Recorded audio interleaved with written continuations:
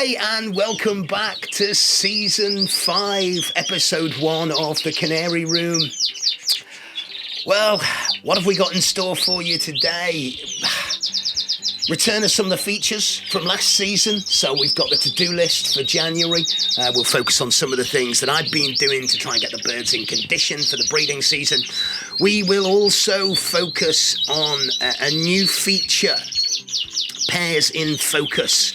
And what we're going to do throughout the year is we're going to look at a number of different pairs. So we've got 3 pairs of Fifes. We'll have a pair of Norwich, a pair of the Natives, and a pair of the Grey Wings that we're going to focus on. And we'll chart their progress throughout the year, so the highs and lows on specific birds. If you like, from the shell to the show bench. So I aim to show all of those birds later on in the year. So let's see if I've got my pairings right. Fingers crossed. We've got Bird of the Week, of course. Listen, thanks to everyone over the Christmas period who's subscribed to the channel.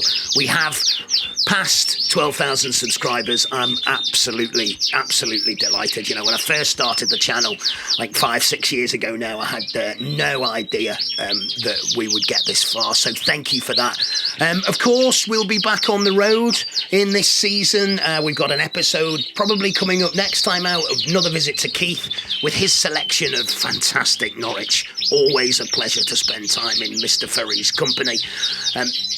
We've got question time, we've got the native diaries, we've got the Norwich notebook, we've got it all, we've got the mugs. So as always, everyone, grab yourself a cuppa, sit back and enjoy the show. You know, January is one of the busiest times in the bird room, and it's a busy time for a number of reasons, really. The preparation that we do in January is designed to set us up for the year, and you know, I'm going to be completely honest with all of you here. I absolutely despise cleaning cages. I'm really fortunate, and these cages are a dream to clean, but I still hate it. It's taken me a day and a half to do the first of 3 deep cleans in the canary room. My hands are ribboned as I've been getting into nooks and crannies, cleaning cage fronts and the like, all kinds of stuff going on here. So, but what's important to remember is that the work that we do now sets us up for the season. The breeding season in the UK, at least for some, will start in February. Now, I will probably put birds together towards the end of February, but I'm not planning on bringing my birds forward too much in advance, and the reason for that is simple. You know, I don't want, with the natives as well in here and the Norwich, I don't want the breeding season to be going on for 5 months of the year. I haven't got the time to do that, and I don't think the birds benefit from an elongated season. So I am going to try and sort of time things. Best laid plans. Let's see how that goes. But I talked a lot about hard yards, you know, and the work that we do now, the cleaning out, so say a day and a half to clean the cages in the canary room. I've washed them, I've washed the fronts, I've disinfected them with a mite mix. I've treated all of the birds as well. So let's have a little take now on the to-do list for our jobs for January.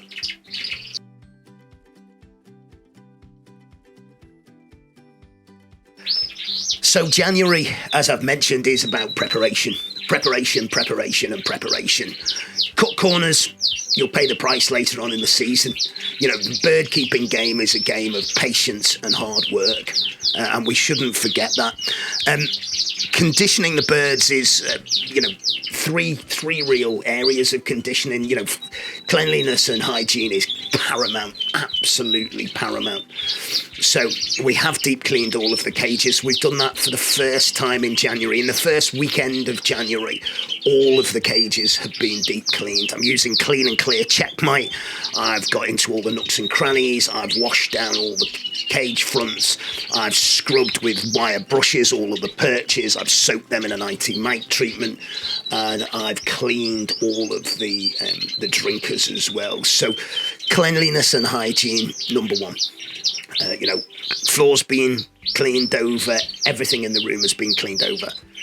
I say that's the first time. I'll do that 3 times. So I'll do it again at the end of January. Now, what I've done this time round is I've coincided it with the first of the spot-on treatments. So the first of the anti-mite treatments for the birds.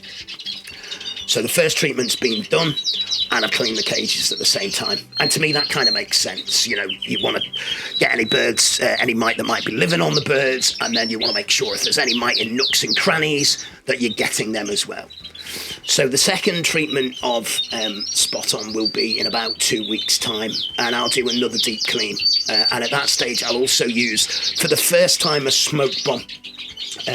Just to make sure anything in the, anywhere else in the shed outside of the cages, although I do give all the walls a wipe down and a clean, is also eradicated prior to the season. And then as I single the birds off to put them in the breeding cages for the year, I'll do a third clean out, and probably a third treatment of the anti-mite treatment. There are videos on the channel about how I do the treatments, so if you need to, check them out. So that's our first thing, is around hygiene. Secondly, well, it's around feeding. Feeding and feeding for conditioning. So feeding is... We've had the birds on a decent seed mix. I do generally thin out the mix a little bit over winter. I put a little bit more extra plain canary in it, but only a little bit. And I'll give them maybe a tidbit once or twice a week. But they haven't had any egg food, and that's been deliberate. Now, if we run into the kitchen quickly, we can take a look at how I've prepared the egg food for them today.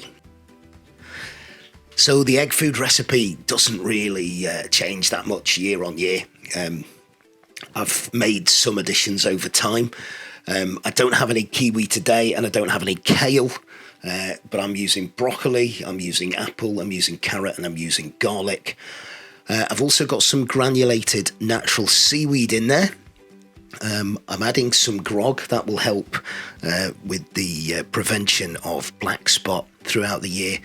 And then there is Thrive and Gloss, which we saw in Keith's this time last year. So I'm using that for the first time.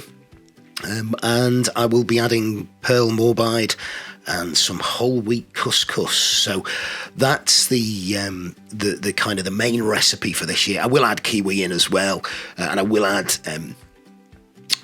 kale when I can get it. That's the main recipe this year. In January, it'll be fed to the birds once a week. That will increase to twice a week in February.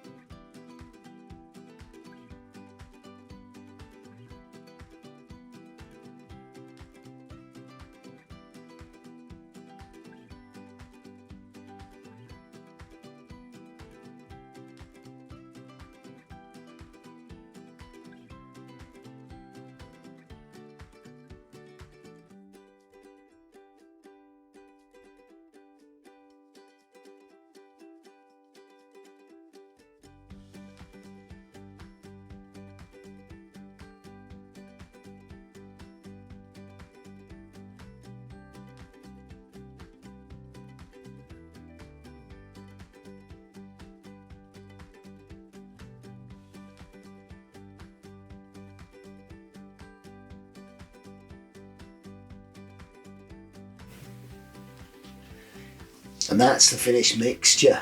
So you can see the white powder on the left-hand side. That's the grog. This here, that is the Thrive and Gloss, and then in the middle, you can see the seaweed, the granulated seaweed. You can see some of the Pearl Morbide at the back. So I'll give that a mix up. I'll add the preparatory egg food mix to it as well, and we'll go and feed it to the birds. So as you can see, little variation on my usual recipe. I will revert back to my usual recipe as soon as I can get some kiwi and kale. But at this moment in time, as we film on a Sunday, I wasn't going to run to the shops to get it. So sorry about that, everyone. Won't make any difference to the birds. They'll still devour the mix that we've got, as we'll see in a second.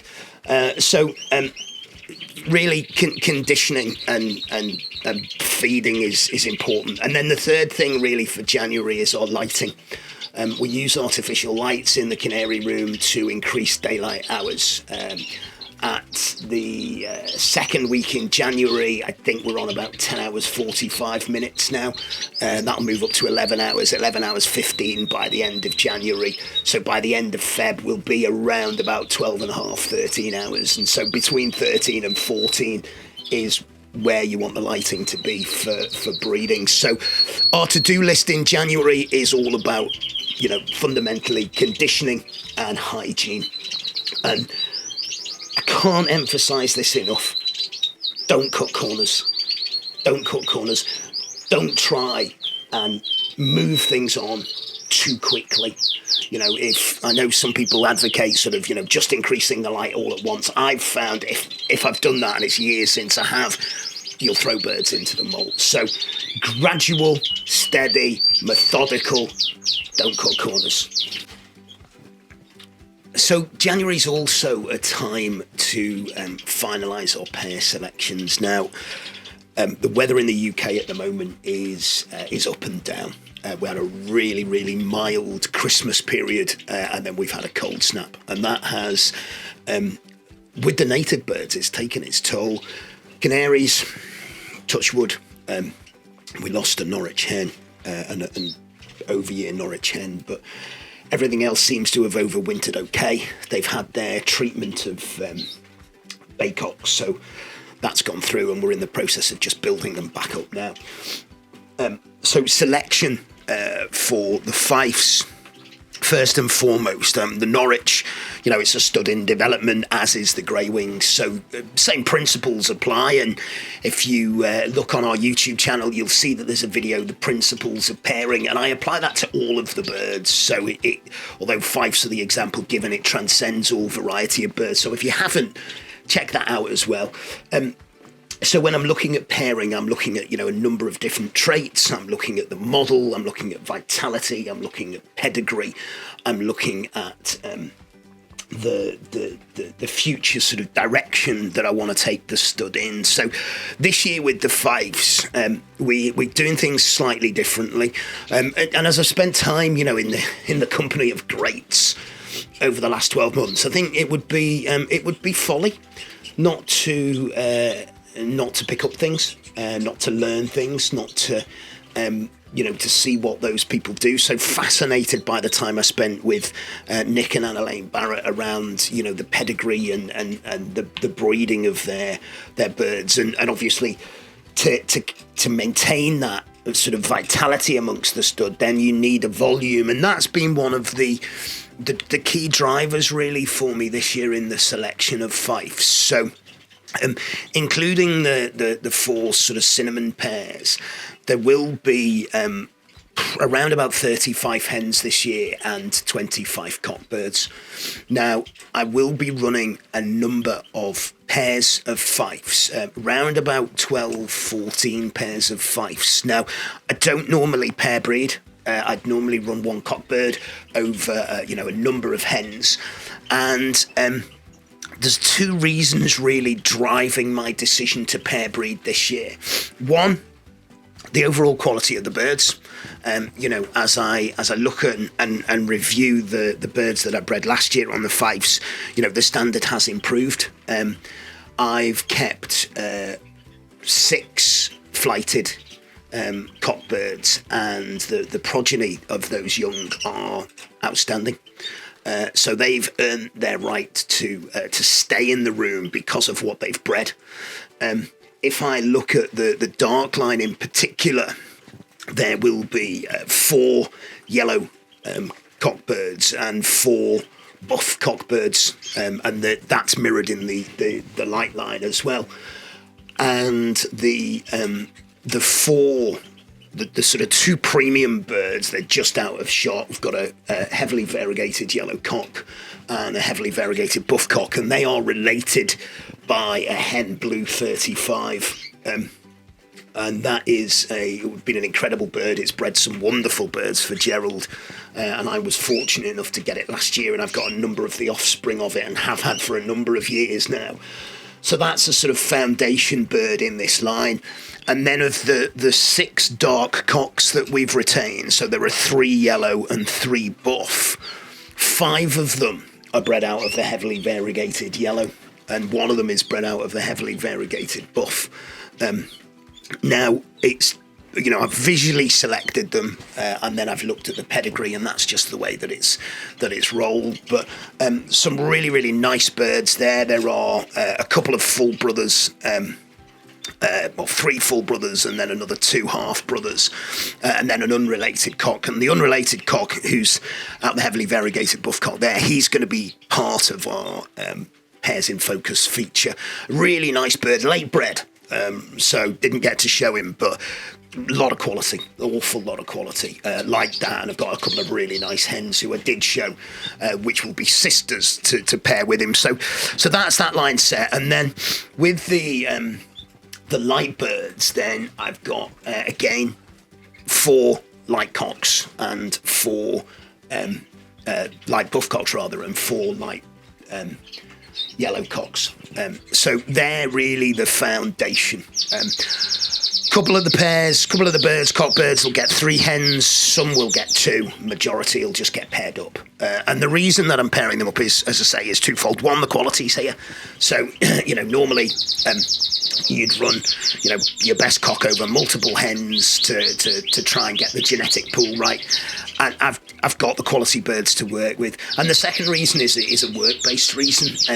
Pairs will generally look after themselves a lot easier. Now, I might regret saying that, but they will. So, done a selection based visually, then done a selection based on pedigree. We run back into the house quickly. You'll see a beautiful shot of the back of my head, and I'll talk you through how I've done the pairings for this year. So when it comes to the pairing, this is when the hard yards really run. You can see this is my pedigree sheet here. These are the cockbirds, the yellow cockbirds. These are the buff cockbirds. These are a number of yellow hens. You can see I've indicated some spare birds on there as well. You can see essentially right the way across. So this is the colour, the ring, the feather, whether it's flighted or unflighted, the year it was bred, the father of the bird, the mother of the bird, the line, whether it was own bred or not, and then each bird has a unique number. And this is the hen that this particular bird will run with. I will pair on paper, and then I'll just check on visual qualities as well, just to make sure that I'm not doubling up on any faults. So, it's important to get these pairings right. So as you can see, the pairings are done. They're done on computer, and then I'll visually check. And it's a process that doesn't happen overnight. And I think that's one thing that's really important to say. The pairing process, I've got an idea of the direction of travel of the stud, but it doesn't happen overnight. I will reflect and refine on specific pairings. I'm not just thinking about the birds I want to breed for this year, but if think about my principles of pairing, it's about the future direction of the stud as well. So I've got to make sure I've got pairs together this time out that will produce me birds that will move the stud forward, and that I'll be able to breed and have enough genetic diversity in future. I have bought a couple of outcrosses in this year, and they're really shaping up to look really nice now, these birds. I'm really pleased with them. So big thanks to Tony and Jack for those. So that's pretty much it with the 5s. Let's take a very quick look at our new feature, which will be Pairs in Focus.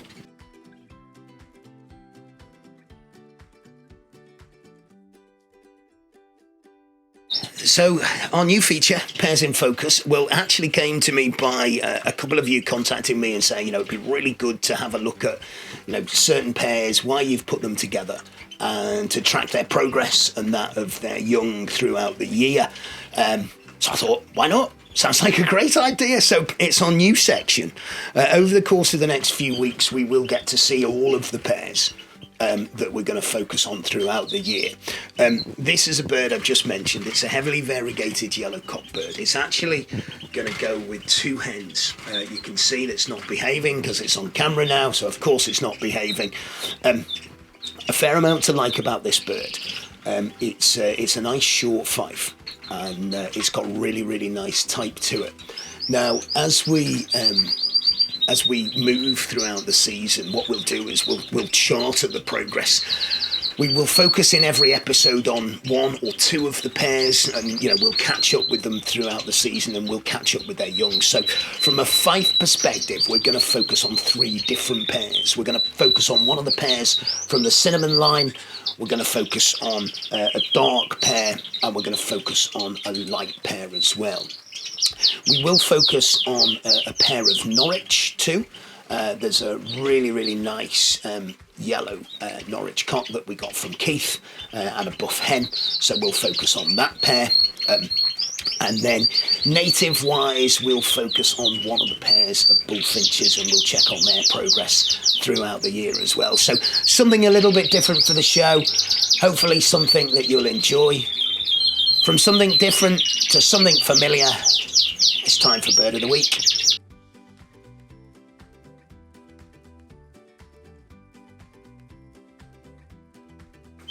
He's been really admired, this bird.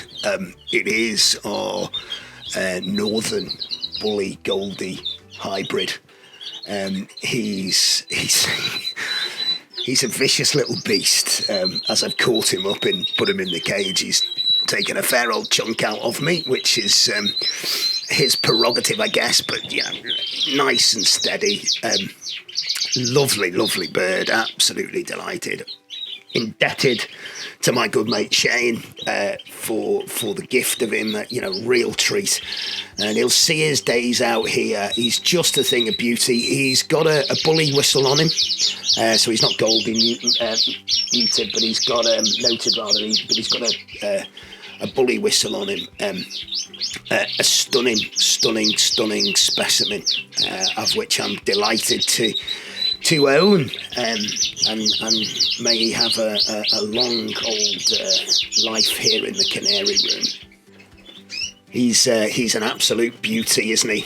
This week's Bird of the Week, an absolute beauty. Of course, he's a hybrid; he won't breed, but just to be admired, I think. Time now for the Native Diaries.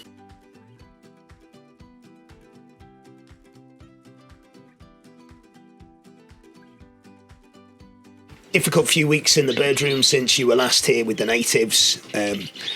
We lost one of the bullfinch hens. I moved the cock on, so we've got 3 pairs of bullies on now, and we lost a siskin hen as well.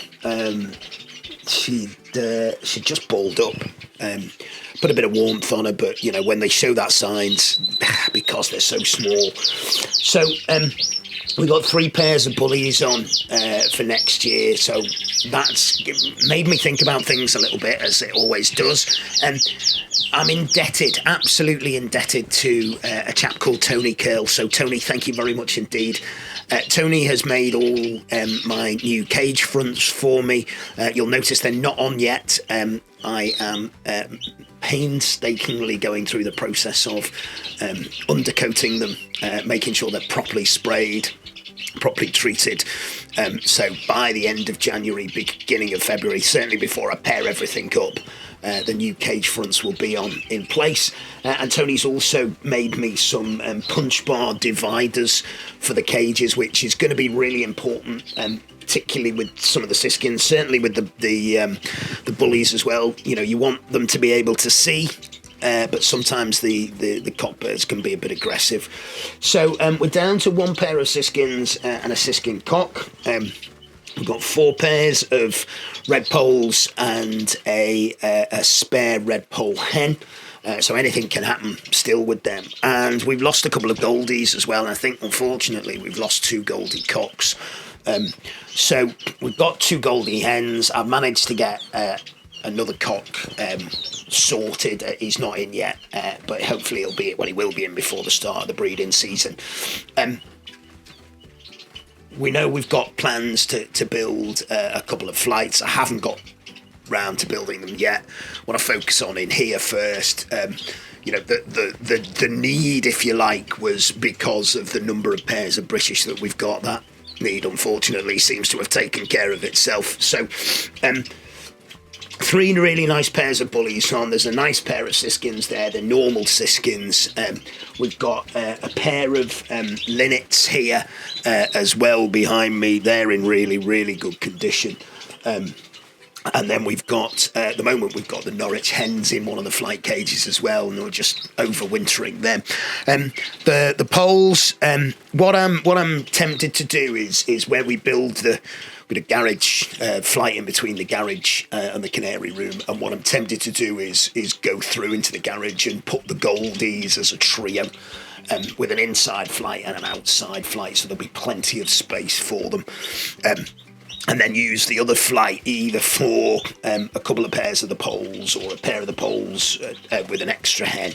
And ahhing. But massive thanks to Tony. As I say, these wire dividers are absolutely spot on. They're absolutely spot on. So much appreciated for that, mate. That's really it with the natives. Steady away, as with the canaries. It's about conditioning. There's no live food in here yet. I won't bring live food in for probably another 6 to 8 weeks or so. They're getting egg food, as the canaries are, once a week. They've all been treated down with the baycocks. So, again, it's just the slow, steady, methodical process of conditioning. From the natives, let's pop over to see the Norwich.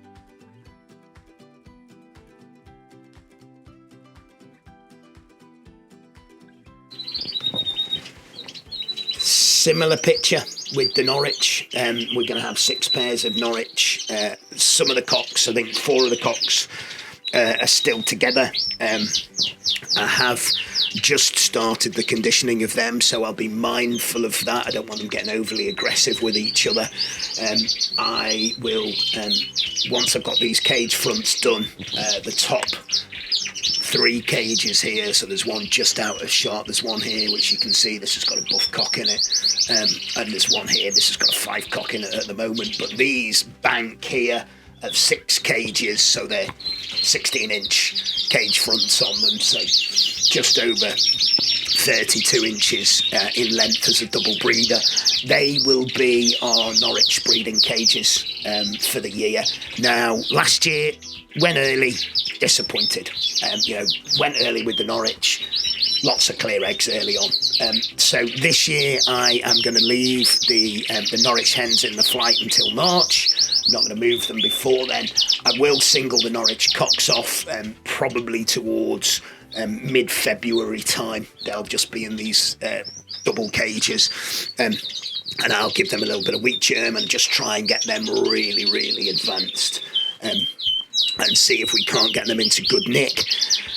Be good to get some volume of Norwich this year. I'm running with 6 pairs, so I've got a couple of whites in there as well, which I'm really, really interested to see what they breed. One of the whites, the cock, is a carrier, so got really, really, really lovely bird actually. Quite a long feather on it, so I've looked and found what I think is quite a short feathered bird just to balance that out. So that's on Norwich. I'm really looking forward to the breeding season already.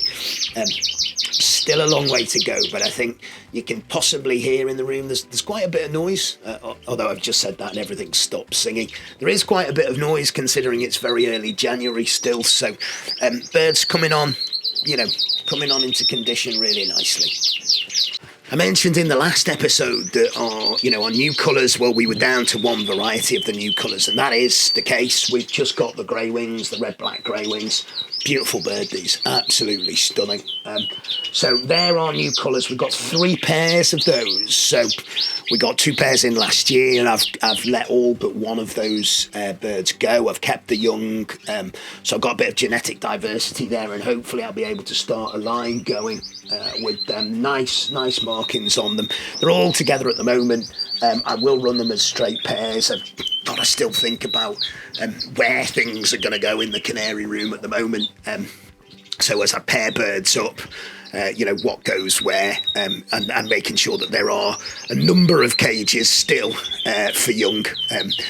So lots to think about. It's a little bit like Jenga, moving things around, and if you pull a block away, everything goes completely up in the air. So that's our new colours. Keep an eye on them. One of those pairs will form part of our pairs in focus as well. So that's something hopefully for you all to look forward to. So we've come to the end of another show. Next time out, we will be in the company of Keith Ferry. Filmed that just before Christmas on a visit to Keith with his selection of Norwich Canaries and checking in on how Keith's done on the show bench as well since we were last with him.